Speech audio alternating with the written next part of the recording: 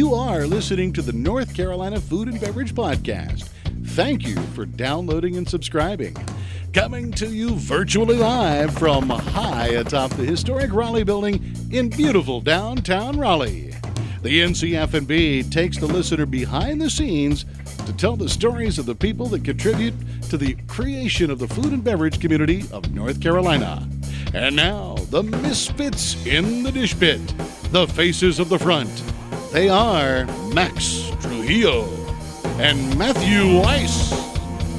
Hello, and thank you for listening to the North Carolina Food and Beverage Podcast. I am your co-host, Max Trujillo. And I am your co-host, Matthew Weiss. And it is sunny in Raleigh, North Carolina today as we welcome to the studio the chef of your favorite downtown awesome oyster bar, St. Roch, Mr. Chef Sunny Gerhart.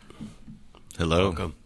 Thank you. So, Sonny, you have been on the show before. We were discussing, but it was a quick kind of bite, if you will, within an episode we did 2 years ago about the Triangle Wine Experience. Let's talk about St. Roch. You've been open now for how long? So it'll be 3 years, right around May 1st, give or take a day or two. Yeah, and just to set the scene, so St. Roch, right in downtown Raleigh, right near the bus station. For those of you that don't know, it was Jewel Coffee for a couple of years. And then you said, I want to do my own thing. You got tired of making expletive sandwiches and lunch. Funny how that always comes back to haunt me. No, I think that's a good thing. You're like, I'm tired of this. I want to do something of my own that's really my creative. You were Ashley's right hand for a time, Ashley Christensen, James Beard Award winner and Outstanding Chef of the Year, 2019. And you were her sous chef, and then she kind of handed you the keys to this space. Well, I'm currently paying for those keys, but yes. She didn't give him the restaurant. Well, she handed you the keys, and then you handed a check back or something like I'm that. I'm still handing checks back sometimes. Yeah. Now, you go pretty far back with Ashley, is that right? Yeah, so I've known Ashley, I don't know, 12, 13 years. When I first moved to Raleigh, 12, 13, 14 years ago, give or take a year or two, I worked for her at a restaurant called Enoteca Vin. So I moved down from Washington, D.C., where I went to Culinary School and was doing some internships up there. And came down and started working with her. How did you get your first job out of Culinary School working with Ashley and Enoteca Vin, which at that time, I mean, well, I guess maybe that's why you were in the big city and they're like, oh, this guy's got big city chops. Like, let's bring him down here. How did that go? No, I mean, I think I was in D.C. and I was going to school and I was trying to figure out where I wanted to do my internship. And Ashley had been on my radar. I mean, I think I saw like Food and Wine magazine. I think like her big piece of like first big piece of like national press. They did this nice big write up in Food and Wine magazine. And this was probably 16, 17 years ago, something like that. But, you know, I didn't know who she was. And, you know, she obviously, well, not obviously, but, you know, she wasn't as big of a presence as she is now, you know, for sure. But she was obviously on some folks' radar and was doing some good things. So it was my intention to come back because I didn't graduate from college. So it was my intention to kind of come back to the area and finish that up. And, you know, I came down or I emailed or however I made that happen. But, you know, I set up a stage at Vin with Ashley and came down and worked for a weekend. And I was like, I'm a pretty good procrastinator. So I sort of needed to have an internship lined up in like the next like 2 weeks or something ridiculous like that. And so I came down and I worked and they just didn't have a spot for me at the time. And so I ended up going back to DC. Oh, I've used that excuse before. Yeah. Sorry, buddy. Don't have a space for you right now. Yeah. And so, you know, I went back to DC. I did an internship at a place called Willow that's now closed. But, you know, and then I reached back out to Ashley the following year or, you know, almost a year later. And they were like, yeah, come on down. And so I came down. I moved in with my buddy Clay and lived with him and his girlfriend on their couch for a couple months while I kind of got settled in. You know, I didn't know anybody in Raleigh. It was kind of the first time I'd ever been here. Well, in Raleigh, 12, 14 years ago was, especially in the culinary side, there wasn't a ton happening. No. No, Enoteca Vin was kind of a big deal. Yeah, it seems like this area. between Enoteca Vin and Magnolia Grill and then Nana's, that was pretty much it. And then, of course, you had the Angus Barn. But I mean, I think, one of my culinary school instructors had mentioned 2 other places. John Toller over at Bloomsbury Bistro. That's right. Yeah. When you had Second Empire with Chef Those Daniel are the 2 restaurants that my instructor mentioned. And John Toller, I went to the same culinary school that John Toller went to years ago. Which one is it? Where'd you go? It was a little place in Gaithersburg called l'Académie de Cuisine. It was like a really small, I had like 12 people, 15 people in my class, like really small school. The reason I chose it was because, I had already been to college, like real college, and had intended to come back and finish. Yeah, you went to East Carolina, right? Yeah. And so I was just looking for something, I'd never worked in a restaurant before or cooked in a restaurant before. And so it was kind of what I was looking for in terms of, like, I wasn't looking to go to the CIA to, like, a more formal school-style training. This was, like, a 1-year program. It was, like, 6 months of intensive kind of classes and then sort of a 6-month internship. So kind of get in and get out was what I just looking to see if I could see if it was something that I wanted to do. And, and I was probably 25 or 26 at the time, and I'd never cooked in a kitchen. Well, let's jump in here and we'll get into a little bit more of St. Roch later, but not to get Barbara Walters on you and all stuff. But I think what happened was, and if I may bring it up, your dad, who you were pretty close with, passed in April of 2004 on April Fool's Day. Yeah, unfortunately, and you moved back to, I guess, be with your mom. And then she had an influence to convince you to go to culinary school. So what was, like, before that, actually, you had an extensive experience in wine. Right. And then, but you weren't cooking, but you knew, obviously, the relationship between wine and food. And so what happened there that was like, okay, so your dad passes, you're with your mom, and, like, what was that moment that says, okay, yeah, culinary school? It was just sort of, I had found myself with a job when I was like 21, and at this little small boutique wine shop in Greenville, North Carolina. And that's sort of how I got into wine and food. And then a couple of my buddies, we were 21 years old, a bunch of yahoos down in Greenville. But, we all ended up kind of working at this wine shop and, learning, for me, it was, I knew absolutely nothing about wine, and it wasn't like a super serious, it was kind of like a side project for these guys. And so it was just kind of there. And like, for the guys who owned the shop? For the guys who owned the shop. So, ended up working with some friends, and then we would just get together and drink nice wine as most 21-year-old whatever you can afford when you put your money together. Yeah. And we just cook dinner, and then we'd go out to the bars and get crazy, and so that's sort of how it started. And it was just something, I ended up working at a winery in California for a little bit, and then coming back and trying to figure out what I wanted to do. And it was something that I had thought about. My father passed away, and so coming from a military family, my dad had been in the Marines for just south of 30 years, so he retired, and they ended up moving to Maryland, and he abruptly passed away, like out of the blue. Like one day he was there, like healthy, fine, didn't drink, didn't smoke, like didn't eat the skin on chicken, and one day just had a massive heart attack and was gone.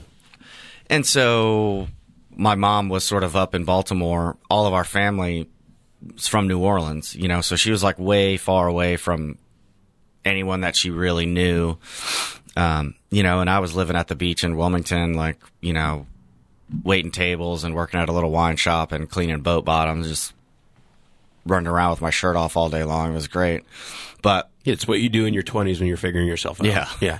You have enough money to live and to drink, and then you figure out the rest. And so I moved up to Baltimore just to try and help my mom sort things out. I'm an only child, and we were always away from family, being in the military. So she was just there by herself. And, my mom had me when she was 17. My parents were real young when they got together. But that was like, it was just normal us my whole life. We were never around really. I never lived my entire life until I moved to Raleigh and started working with Ashley. Like, I'd never lived anywhere for more than 3 years at a time. Wow. so just trying to help her, her life just suddenly like drastically changed. And so then what was that like? She said, well, here we are now. You kind of got to make something yourself. So do this. You were talking about like, well, she wasn't. I've always been a pretty hard worker, and I just didn't really know. I didn't know what I was doing or what I wanted to do, as I think most 25-year-olds probably don't. And it was something we had talked about, and we just went and we talked about it, and we went and visited the school. And I'm like, I don't know, because culinary school's expensive. Yep. This was a 1-year program, and it cost me $22,000 or $23,000. Holy cow, that's which I think is pretty par for the course. But it's still a big investment, But that's especially a lot when of you're money. teetering on. Yeah. We went and we toured the school, and we're looking around, and at the time, I didn't really know anything about restaurants and chefs, and this was sort of probably right when like the big TV celebrity chef kind of thing before was it was starting. trendy cool to be a chef. Yeah. It's just like, this is a job. This could potentially be a career for you. Yeah. It was something that, I knew I liked food. I knew I liked cooking at home. I was into wine. I really studied wine because I didn't know it, and I worked in a wine shop, and people would ask me questions, and like I just didn't know, and that was frustrating. Even though I was 21 at the time, like trying to learn, I had to have something, and so Yeah. I just got into it like that, and I didn't know enough about restaurants. I didn't know anything about restaurants, and so I don't want to say scared, but I was concerned about. I could have just gotten a job in a kitchen somewhere, but you guys know that like there's so many different restaurants, and like if you don't know where you're going or what you're getting into, even if you go to the right place where they're doing great food, it can just be a bad environment where, especially if you don't have any experience. I think I just didn't want to have my spirit broken before I knew anything about it. Yeah. You know what I mean? Well, and you also had enough pride in yourself, and we've talked to other chefs before when they're in their early stages of their career.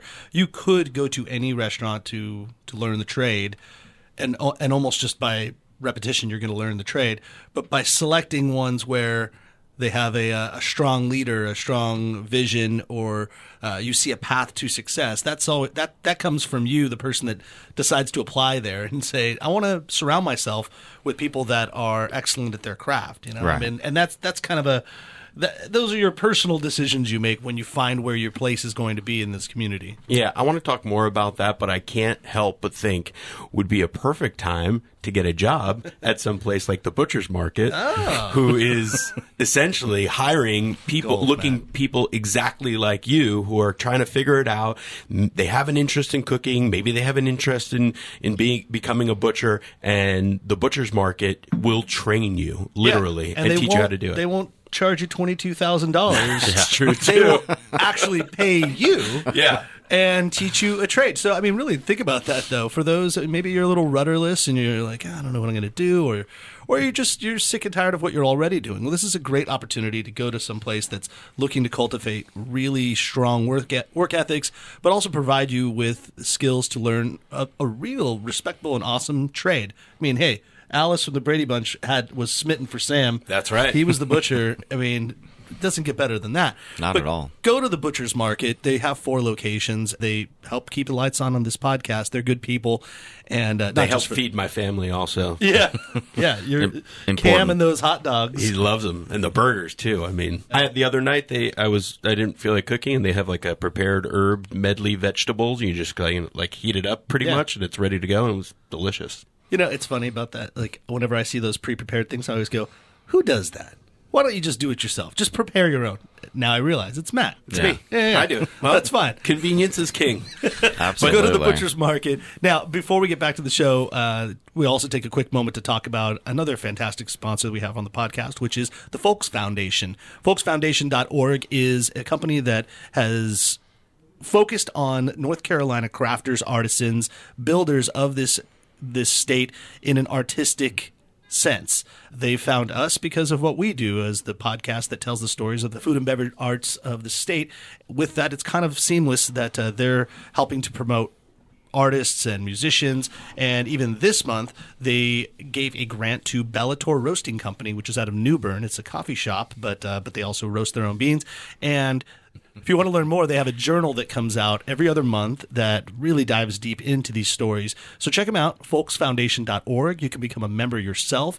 You can receive discounts on products that are made in North Carolina, as well as become a member and find out great events that are happening in your community. So go to the folksfoundation.org or click the link in our show notes. Thank you, Folks Foundation. All right, back to the story about this folk in front of us, Sunny. So I was just going to fast forward a little bit, but you get the job eventually with Ashley, I guess, and you prove your worth. You work your way up, and then you start working for her, and you really learn your chops, and eventually she kind of she sends you off as a satellite soldier, as one of her generals, to lead another place, to lead Jewel.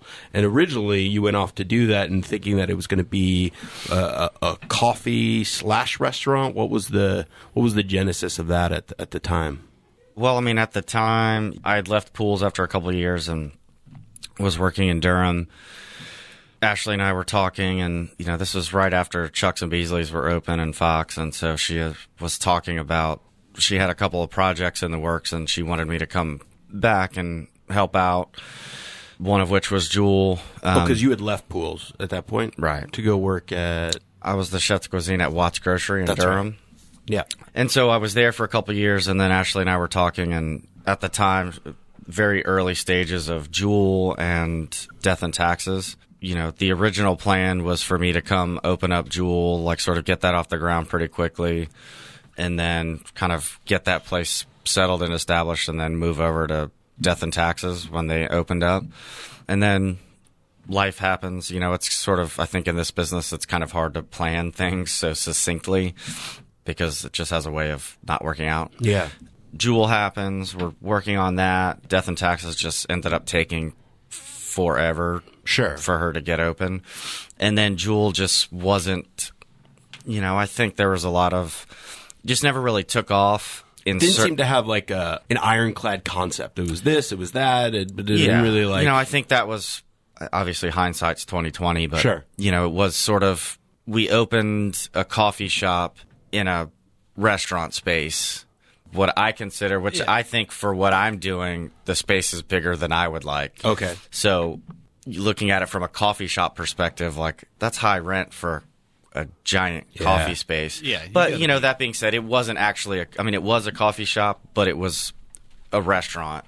Right, because you were serving, you weren't open at night, right? It was just breakfast and lunch? We were open at night for a time. Okay. You know, and so it was supposed to be a restaurant. I think we should have opened a restaurant that had like a really rad coffee program. I think we sort of did the inverse. We opened a coffee shop with some pretty rad food, you know, for what we were doing. You know, very in the style of Ashley. Like we made everything in house. You know, you were putting out legitimate food. Yeah, you know, but it was breakfast. You know, we were open from 7 a.m. I think I can't even remember if we were open at night in the beginning, but it was definitely breakfast, lunch, and brunch spot, you know, and we were busy. But meanwhile, you are sitting there cooking and you're having thoughts like, I could just do this, or I could do my own thing, and I wish I could do this, or I wish I could do that. And so at the end of the year, I believe 3 years ago, Ashley signed it over to you. You and some investors came in and bought the place out, and you created your own concept, which is St. Roch. Yes. Now, you alluded to that your mom is from New Orleans, and that's kind of where your family comes from, and I bring that because that's the style of St. Roch. That's a neighborhood in New Orleans, is that right? Yes. St. Roch. So both of my parents were, you know, when they were children, both lived in that neighborhood. You know, my dad and his large family, they lived on St. Roch Avenue, you know, right across from St. Roch Park. On the other side of the park, where you can see from his front door, is a now defunct school called Our Lady Star of the Sea Catholic school, where my dad went to elementary school, where I was baptized when I was born in 79. And so thinking about what I didn't know what I wanted to do. I knew that at a point, you know, I was struggling with a lot of things at Jewel, frustrated because it wasn't busy and we weren't really getting a lot of wasn't busy enough. I wasn't doing what I wanted to be doing. You know, I didn't want to make fucking sandwiches. Like, I enjoy eating sandwiches, and I like making an occasional really great sandwich, but that's not why I paid $24,000 to go to culinary school, was to learn how to make fucking sandwiches. So I didn't want to, you know, it was an experience that I took a lot away from. I learned a lot, but it wasn't what I wanted to be doing. But it was where I was needed, and it was where I was asked to be, you know, for Ashley, you know, so out of loyalty and my love for her, and like, you tried as best as you could to make it work. And I wanted it to make it work, you know. I certainly, you know, at the end of the day, I wanted to do something else, and I was feeling lots of other struggles, you know, with myself. I just wanted to do something else, and it was either the thought of me trying to apply for a job and like interview, just as, I don't know, egotistical as that may sound. Like, at a certain point in your career, I'm like, I didn't want to do that to be a chef at some other restaurant that I didn't have ownership in. You were ready to, quote unquote, soil your royal oats. Yeah. I mean, you had worked for arguably the top chef in the area, and it's like, okay, now I'm ready to do. You were ready. I mean, it was that. I certainly wouldn't say I was ready, because, you know, 3 years in with St. Roch, I'm still not ready. But it was either do something else completely, find something else to do, or like try and do it on my own, and like what I want to do. I would be perfectly happy moving to the beach and shucking oysters for $12 an hour. I could be very happy doing that and just kind of hanging out and surfing, and obviously want a little bit more than that. And so, you know, I told Ashley, I gave her a year notice, and I kind of like sat down with her, and I was like, I don't really want to do this anymore. You know, this being Jewel. I'm looking to do something on my own, see if I can do it. Like, I don't know what that looks like or what that means. And gave her a year notice, and that was probably January. And then looking at some spaces and trying to figure it out, you know, like, I didn't know what I was doing. And again, I'm trying to figure it out on my own. And, you know, I didn't really have any investors. And, you know, we sat down and had lunch, and she was like, what do you think about taking over Jewel? And I'd already had an idea of kind of what I wanted to do. Yeah. Kind of, you know, and so.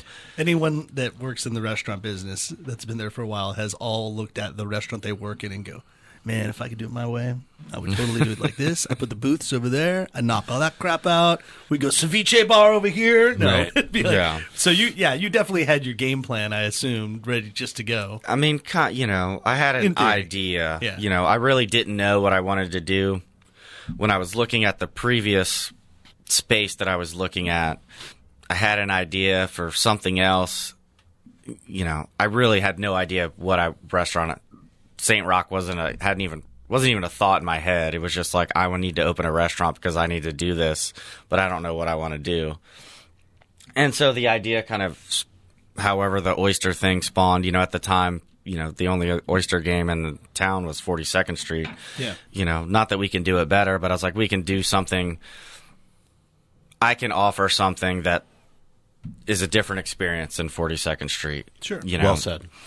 And so, you know, that's how it kind of turned into. And Did you have the name first, or did you have the oyster idea I had the first? thought for the oysters because really I was looking. It wasn't even the space I was looking at.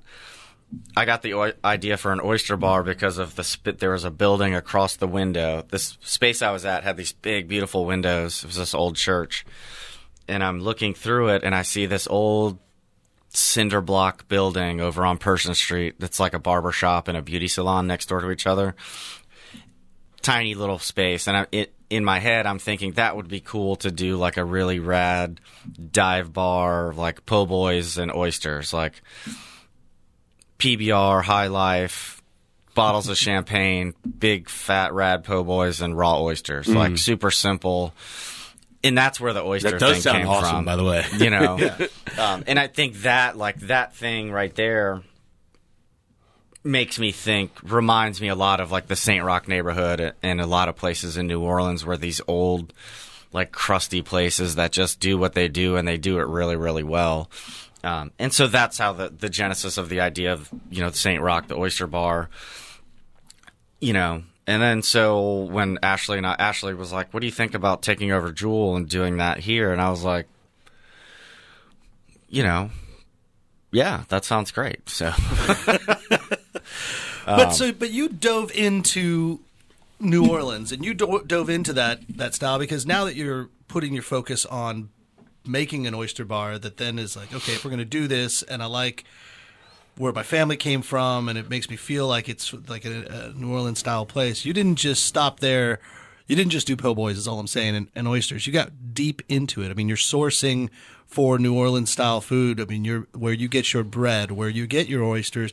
What you've been doing is like you went all in, which is pretty cool. And what was that process like? Were you going back to New Orleans often? Were you consulting New Orleans chefs? I mean, you walk into St. Roch, and I've been to New Orleans. You know, I feel like I'm in New Orleans. Like you've got a really good vibe in there. How'd you get there? I have no idea. You know, I didn't get the I didn't have the resources to travel. I mean, New Orleans for me, you know, some people get upset because it's like, well, that's not traditional gumbo, or that's not this and that. And, you know, and I've never once said in this entire process that, like, you know, we're an authentic traditional New Orleans restaurant, because we're not and never will be. You know, what I always tell people is, if you want a real authentic New Orleans experience, there's only one place to get that, and that's New Orleans. No one's ever going to do it better. And I think it has the food's great, and there's a lot of talented cooks and folks and the whole nine there. But a huge part of what makes it so special is just the place and the people, and how it's just a completely different city than any other city I've been to in the United States. Like, you know, it's dirty, it's gritty, the fucking streets are terrible, the po' boys are big, delicious. There's like just such a unique place, and the characters. My mom has a New Orleans accent, even though was gone for a large part of her life, but people always think she's from New York. Huh. My mom never went to New York until she was well in her 30s or 40s. That's just the accent, just this very unique experience of people there that have this unique outlook on life, that really love their city, and lots of people love their cities. And I think people in New Orleans just embrace it so much harder than a lot of other folks, you know, and they just like bring it really hard in everything that they do. When they talk about New Orleans, they're big. A lot of my family has big personalities. They're loud, they're boisterous, they like to drink, they like to have a good time. And I think you can't recreate an experience like that. You know, certainly not me. I'm not a partier. I don't have an outgoing personality, but I can appreciate all those things and try and recreate it to the best of what we have here. And I think that was the idea of, how do we embrace the spirit of New Orleans and the spirit of the food and the things that I care about? Because a lot of those things are important to me. There's lots of different cultures. There's lots of families and people that are very invested in what is going on around them down there, and trying to bring that here and just bring a little bit of that culture. And that, at the end of the day, we're in Raleigh, North Carolina. We're not in... Were there any specific restaurants that really influenced St. Roch for you? I mean, not really. You know, I often... people think... Lots of people have lots of different experiences, and so I tell people all the time that I'm from New Orleans just because it's easier. Yeah. But I'm not. I'm not really from anywhere. I consider New Orleans my home because all of my family is from there. That's where we would go visit on holidays. But at the end of the day, I never lived anywhere more than 3 years, so I don't have that. Well, you've been in Raleigh now more than 3 years. Well, I've been in Raleigh, you know, for 12 years or 13 years, whatever it is. But that's the first time in my life where I've spent an extended period of time. You know, so Raleigh's my home now. But, you know, New Orleans is my home away from home. But I don't have an extensive list of influences from New Orleans, aside from my family and going there and just having that family experience, eating out at some restaurants. And a lot of this was well before I ever started cooking. So, you know, it's not about like professional cooking culinary experience. It's just about family. And that's my experience with New Orleans. And that's what I try and bring here as best as I can. You know, I'm not very good at expressing myself a lot of times. It's something that I've been working on very, very hard in the last, you know, year and a half, especially the last year and a half. And so trying to build that, within a business. Like, I care about my employees. I care about the guests that come in. One thing that Ashley is a big proponent of is, they don't have customers, they have guests. And, I try and instill that in my staff. And, like, we have to have empathy for people. We have to have empathy for each other, because we have to work together in this environment. We have these people that are coming, taking time out of their day to come and eat at our restaurant. That's a nice feeling. I mean, that was for me one of the biggest joys of cooking, when people come in, to celebrate a birthday or to celebrate an anniversary. That's important. That's someone that's taking a pretty important experience in their own personal lives and sharing it with you, and maybe not sharing it with me personally, but I work there, and they're thinking about you, and they want to spend this special day with us. So how do we try and make that special? And I think just in general, I think there's a lot of lack of empathy for people in general, especially in today's culture. Everything just feels so like everyone's on a side, and there's just all this stuff, tension that I feel every day. I don't care what your political thoughts are, or what you think, how you think about guns, or whatever it may be. I want you to come in. I want you to have some great oysters. I want you to have a great experience. I want you to have great food. I want you to have great service. We often miss the mark. That's a hard business, but that's the goal, is to try and experience. Take me down that path for a second. We've talked about New Orleans cuisine, and we've had the chef of Commander's Palace on before, and my dad is sitting in the room, who is a huge lover of New Orleans cuisine, and we joked before how... Everyone say hello to Ed Weiss. Yeah. Dr. Ed Weiss, hello. Dr. Ed. But I kid him because he says, "Oh yeah, you just go up to the bar at Felix's in New Orleans and you give the guy a fin." All of a sudden, he calls a five a fin. He's a very hip cat, and you get fresh shucked oysters and all this stuff, and the mignonette, or you don't even need the mignonette because it's so good. And I joke also, if you give him a fin now, they'd probably slap you in the face or something. It'd probably more, you need like a 20, but $10 now. It's inflation. But I want to play a game with you, or like a role play. So let's say you had a outer body experience, right? Or you were able to transform into somebody else's body, and you were able to come into St. Roch as you, but nobody knew it was you. What do you think what would you, in your mind, that ideal experience be? And we're going to get into this, but I'll just say you're sober now, and that's what you're alluding to about this last 15 months. Congratulations on that. Thank you. Let's I don't know if we can, but let's say that you're a different person in that body, so we can include the beverage part of it. Yeah. So what would that look like? Like, what would the experience of an ideal St. Roch experience be?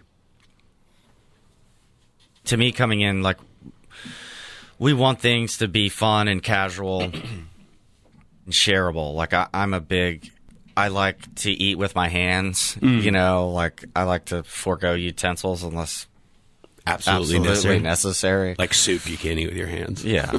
I mean, you can try, but cold soup maybe. But so I think, like, for me, I want dinner with friends, people you care about, with your family, where trays of oysters coming out, roasted and raw, and ordering everything on the menu, and just having everything come out as it comes. Just sort of this communal, without the communal table, which I'm not a huge fan of, by the way, but communal in the sense there's 5 of us. We're sitting down and having some cocktails, having some wine. Like, to me, that's an experience that should be, that makes me feel fortunate that, one, sometimes I'm able to have that experience. Very fortunate. Lots of people aren't so fortunate, but fortunate that we're able to provide that for folks, and that we can come in. We have a good enough life to be able to, like, push some things to the side, leave some things at the door, and come in, have some cocktails, raise a little bit of hell, and just have some great food, and, throw on some bibs and get some wet naps, and, eat some barbecue shrimp, shuck some oysters, or eat some raw oysters. To me, that's like the ultimate experience, is what, that's a perfect dining experience for me. Like, white tablecloths, and everything has its place, and, not everything is for everybody, just like St. Roch is not for everybody. We want to make everybody happy, but that's never going to happen. But that's the experience that I want. A couple cocktails at the bar, maybe a dozen oysters, move to a table, a couple more cocktails, bottle or two of wine. I don't drink anymore, but if I did, that's how that would go. Sure. But, I'm certainly happy to be a part of that experience without the booze for myself. But, please help yourself. Do you mix up the oysters? Like, do you have what's the oyster program looking like right now? Do you have all over? Or are you sourcing from some really cool? So most oyster of farms? our oysters come, I would say 98% of our oysters come from North Carolina. Okay. To me, that's important we use as much local stuff as we can sometimes, and I don't look at it as an opportunity to be preachy. Like, the bottom line is it's about freshness and quality, and, the farther away something comes, the less fresh it's going to be when it gets here. So it's also important. I think about the economy, people's jobs, as an owner, I think about my employees, and that's what I care about most, is making sure that I'm able to pay my employees, which doesn't always happen. Like, they always get paid, I think about those things, and I think about, people often scoff at our prices, and our restaurant's not cheap, but we're not fucking McDonald's, and I pay, my dishwashers make $12 an hour, which isn't nearly enough, and these two ladies have worked for me since Jewel for 5 or 6 years. Like, I want to pay them $20 an hour because they're so great, but I just can't.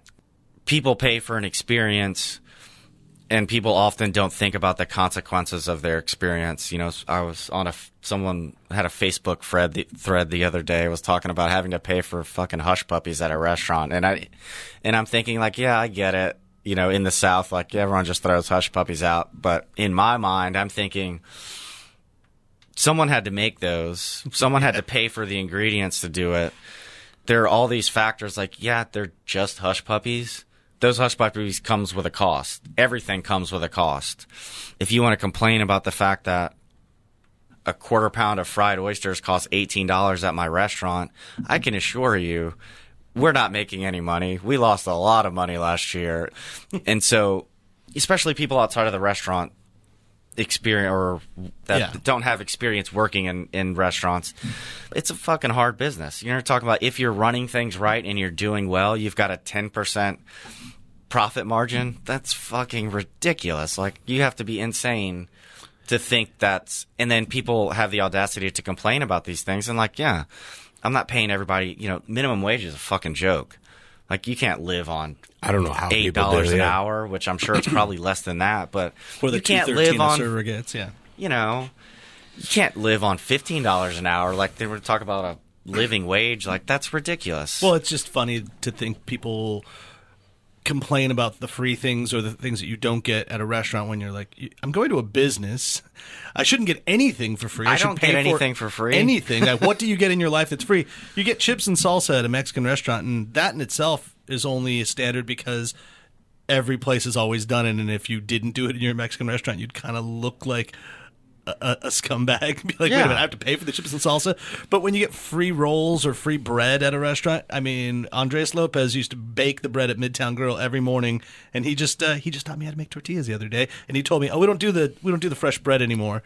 I said, no. He's like, yeah, it's a cost, and it takes 3 hours of my day, and I have to do all this stuff, and so we just buy the bread and we just sell it. It's good bread.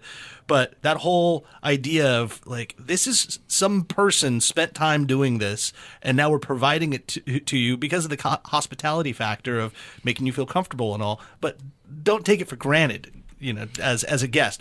Everything should cost something. And if you want free hush puppies, fine. I'll just fold in that cost into something else. Well, that's my devil's advocate point. As good business people, can't we just say, okay, yes, we are doing the gesture of giving you this for free, but really it's worked into the cost. Yeah, that seat you're sitting in is $5. No, but it's if you go to a world-class resort that's all inclusive or whatever. It's not inclusive. It's not inclusive. Or you go to something it's the illusion of giving you the bread, but in some respects it's nothing is actually sales. free. So, But you're talking about all of our...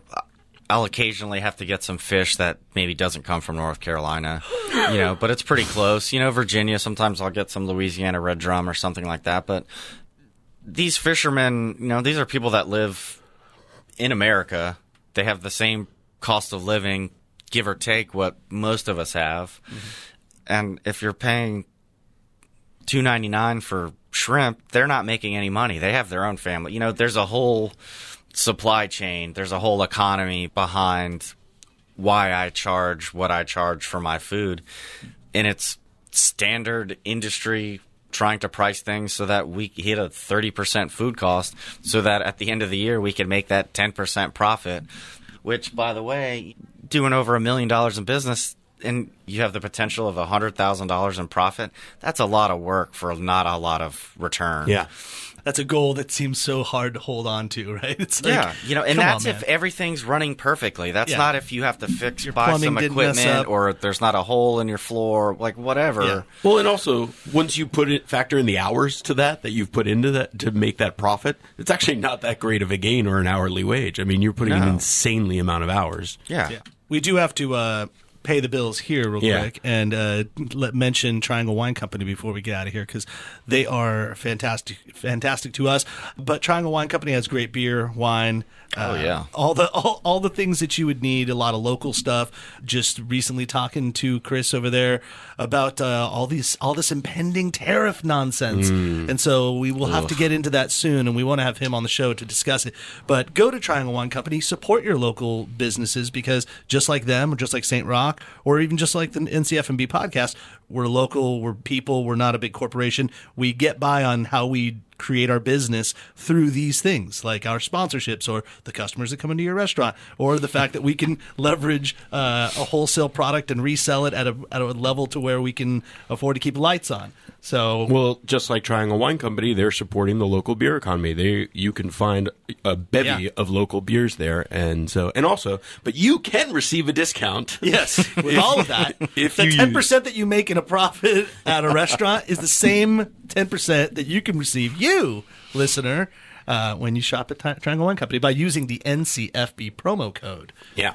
So okay, 15 months ago, you would have imbibed on some delicious PBRs and bottles of wine and all that with your oysters. More of a Jameson and Budweiser kind of guy. Ironically, has the Jameson shirt on. Cool. Yeah, old habits, hard to break, right? It's a great shirt. It's still a good shirt. It is. I don't drink anymore. I still wear shirts. Yeah, I had to not wear it for a while because it made me want to drink Jameson. I hear you. I'm okay now. I'm ready to bring it back.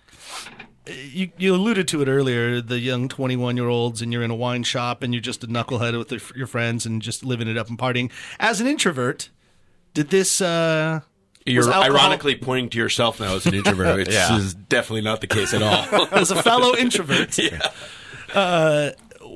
was alcohol was that kind of a useful tool to kind of come out of your shell a little bit, or what was happening with your usage of alcohol? And I don't know if I'd call it a useful tool, but in my head, you know, I'm an only child. We talked about I'm an only child.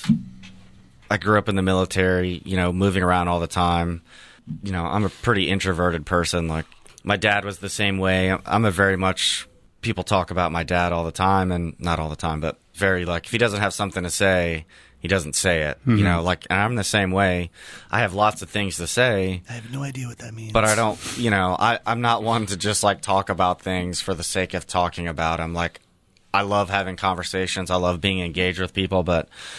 You don't feel the need to talk all the time. Small talk is hard. You know, you have this conversation for a couple seconds, and then if you don't have something to say, you don't have something to say. And I'm not good at that part of it. Right.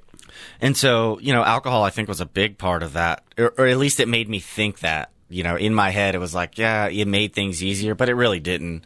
That was just, it made me feel that way, I think, as I look back on it. And I mean, alcohol is a big part of my life for half of my life. Be 41 on Thursday, actually.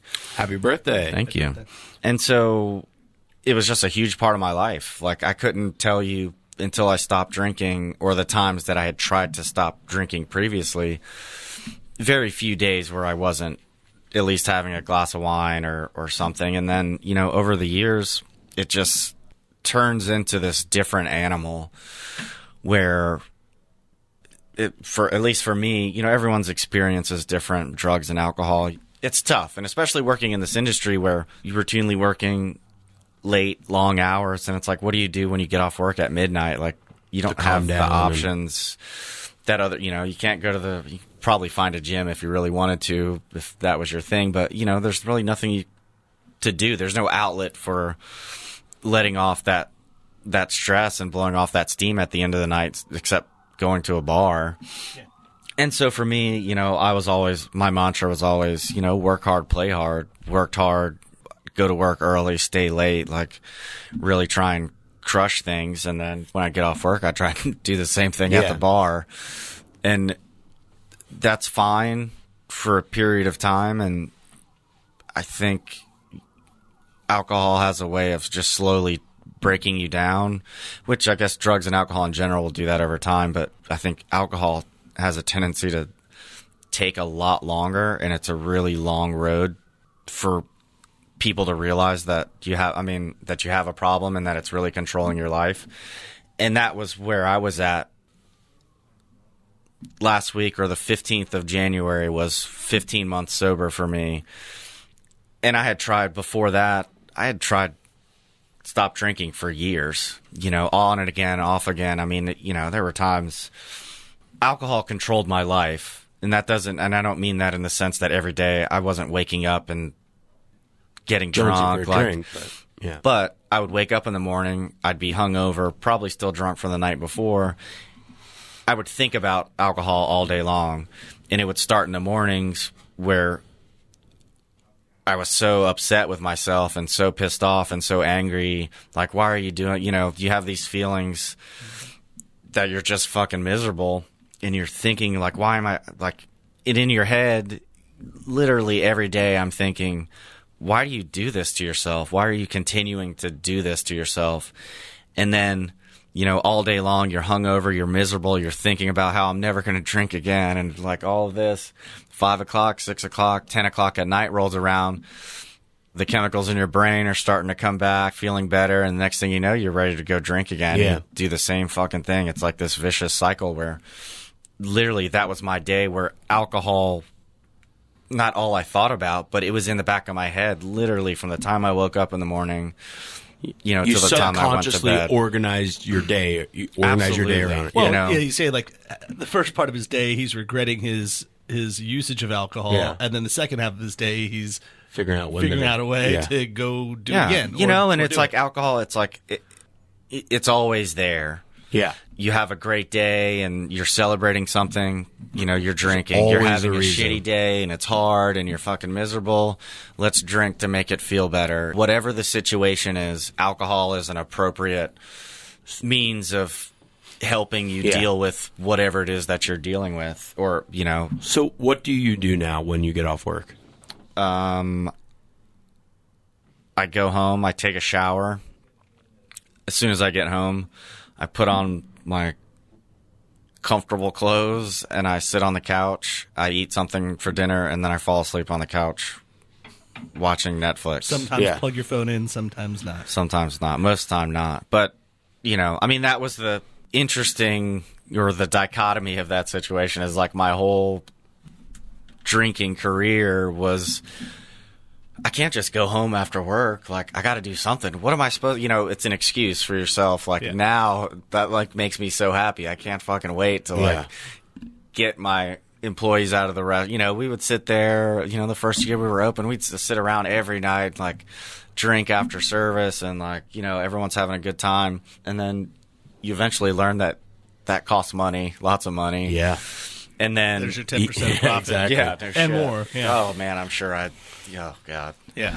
But when you're buying 3 or 4 bottles of Jameson a week just for me to drink, that's a lot. Yeah. That's a pretty high cost. But now I can't wait to go home and take a shower and sit on the couch and like fall asleep. Like, that feels peaceful. It's amazing. Not to mention the fact that you can wake up every day, not be hungover, like, is a beautiful thing. And there's so much more that comes with it. I mean, we talk about mental clarity and the things, this business is hard enough.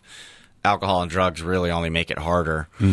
It puts things into perspective and puts things into focus that where I used to always, I'd get angry about things and I wouldn't deal with them. I'd keep pushing it off to the side or forgetting about it and then it happens again, and then I'd get pissed off and things like that, where now it's like I've learned over the last year and a half, you have to address these issues and like nip it in the bud. Like if I have something, if my cooks didn't do something right, or my front of the house employees or whoever it is, like I'll text them at 7 o'clock in the morning because I'm up at 7 o'clock in the morning. I don't care if they're not. I mean, I do. I'm not trying to make, but when I have something to say, I have to get it out there, or else I'll keep forgetting about it, and it'll keep pissing me off every time that it happens down the line. So I sent Felicia and those ladies an email on Christmas Eve, and I didn't mean for it to be like, it wasn't Christmas Eve for me because I was working, and Sonny's I alluding knew to that Felicia is helping him out with Food Scene is helping him out with social media and all. Yeah. And so it was like this long-winded menu, and it was nothing. I was expressing myself, and I trying to be as open and honest with everyone that I'm working with, my employees and my investors, and I have nothing to hide. I don't think anything good comes from trying to hide things. Like, I want you to know the exact experience that I'm having, that the frustrations and the issues that I'm dealing with business-wise, and I don't want you to feel that stress, but I want you to understand so that we can help each other, because I think at the end of the day, Food Scene, they're trying to help me out. Yes, I'm paying them to do this, to provide a service, but it's only going to be better if we're on the same page and we're working together towards the same goal. If they're just doing things and I don't interact with them, they need to be given information. Right, and it's the same thing with our staff. We need to be on the same page. So communication is important, and it's something that I've learned, and just everything in general, having the clear mind every day. I would go to work at 9 or 10 in the morning, and I'd be so hungover and miserable. And I was only there in the morning, this is before we started doing lunch, and because I had to be for some deliveries. And I'd fucking sit there and like make myself breakfast and just like feel sorry for myself, and like, that's just a shitty way to spend your day. Right. It's a waste of good, valuable hours. Yeah. Speaking of, like, say, working with Felicia at Food Scene, but more like doing what you want to do. You had mentioned about going and doing, you're like, man, I'd love to just like cook with some of my chef buddies. I got a lot of chef friends in this town and do an event or so. And so I think you just kind of came up with the idea. You're like, we should just get, like my buddy Matt Kelly in here, or maybe we get Mike Lee or Ashley or somebody to come in and just share the kitchen with me. We do some of their food. And you just did this like 2 or 3 weeks ago. Matt Kelly, in anticipation, and for those that consistently listen to our show, know that we just had Chef Matt Kelly on to talk about St. James, the other saint, the other seafood saint place in Durham, which is reopening basically right now if you're listening to it as listeners are listening to this episode. But as like a prelude to it, you invited Chef Kelly into your kitchen and you split the menu up. So it was like the left-hand side was essentially St. James and the right-hand side was St. Roch. And I sat down at a huge table with everybody and we had this great time. And that just in itself shows how you are vested into your community. You know the people, but you also then did something. Sure, you could look at it as a marketing tool, but it was helpful. Like, it was helpful for Matt to get everyone re-inspired to come back to St. James.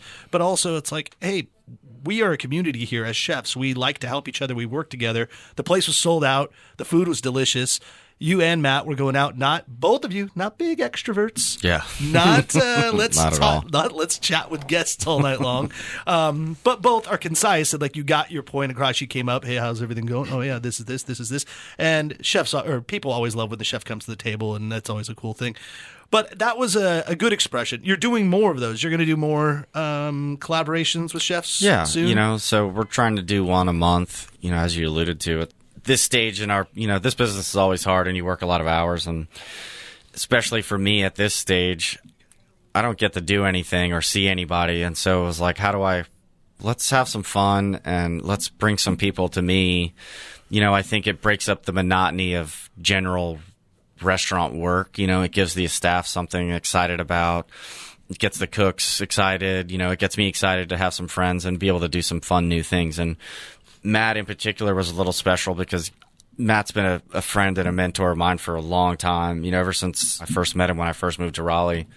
And so the opportunity, we had been talking about doing something for a long time, and talk about, like, we get to do events and charity things, and, and they're all fun, but it's still work. But having the ability to be able to help someone when they're, it's like, you guys are getting ready to come open up. Let's get people in Raleigh excited. Yeah. Let's come by, have some rad food, and just have a good time. And, I think it worked out well for them. The timing was perfect, and it got to bring some of his crew in and get them kind of back into the saddle a little bit and start. It was the first time they'd actually gotten to cook together in quite some time. Yeah, so it's like a 9-month time off. Yeah. And so that was just a fun, we had a great time, and, really that was really what it was about, is really I just get to, any excuse I get to hang out with, like, my peers and people that I care about and respect. That's, at the end of the day, that's really what it's about. Like, it's nice to be able to see someone else's perspective and have them come in and see how other people, how the other half lives. Yeah, so to speak. That was the funny part, is you said, I'm going to do all the cooking. Matt's just going to sit there, and I'm going to cook his food. And then the second he walked in, you're like, yeah, I can't get him out of the kitchen. Like, well, I mean, so the idea for the Friends with Benefits series that we're trying to do, exactly, is because this is so hard. I don't want to create any more work for anyone else. Like, the ideal situation for that is, like, write me a menu, send me some recipes if you want. You opened a New Orleans style oyster bar. Like, what were some of the dishes you'd put on? Write me a menu, let us execute it, let us buy all the food. You don't have to worry. Like, literally, I want someone to be a part of the event, and I want them to come and just come and hang out, like, expo and but Matt drink Kelly's some not wine. going to do that. No. I think most chefs are going to do that. Like, and, wait, like, you're if you cooking bring my food, and if Mike Lee comes in, he's not going to just sit there. He's gonna get to but work. that's the idea. But that's the offer. If they don't want to take advantage of that, please, help yourself. We'll follow you guys on Instagram, because that's when you'll figure out the next ones. I think it's how do we follow you on Instagram? At St. Roch Raleigh. ROCH. ROCH. Yeah, if you've learned anything, listeners to the show, it's at least how to pronounce St. Roch. It's not St. Roch. Roch. Yes, it's St. Roch. Before you get out of here, I'm maybe not going to offer you a pint of proof alcohol ice cream, because that'd be a little tempting, a little out of the ordinary. But we have Dr. Ed Weiss here, who is visiting his little guy. Grandsons, yeah. No, I was talking about you, Matt. Oh, yeah. Matt Weiss. Thanks, man. So, Ed, go out there and pick yourself some proof alcohol ice cream. They think differently about alcohol. They fuse in 7% alcohol with ice cream. So you have coconut rum or strawberry moonshine, bourbon caramel, whatever makes your heart sing, Ed. That's what I want you to have, because you guys don't know, but Ed, I've known Matt for so long, but that also means I've known Ed for a long time too. I love that guy. Matt, as we get out of here, you got anything else? Sunny, thank you so much for sharing the story and everything that goes around. For everybody out there, go to St. Roch. You will eat and drink extremely merrily. Thanks for listening to the NC F&B podcast. And if you've stuck with us this long, review us on iTunes, and remember, 5 stars are encouraged.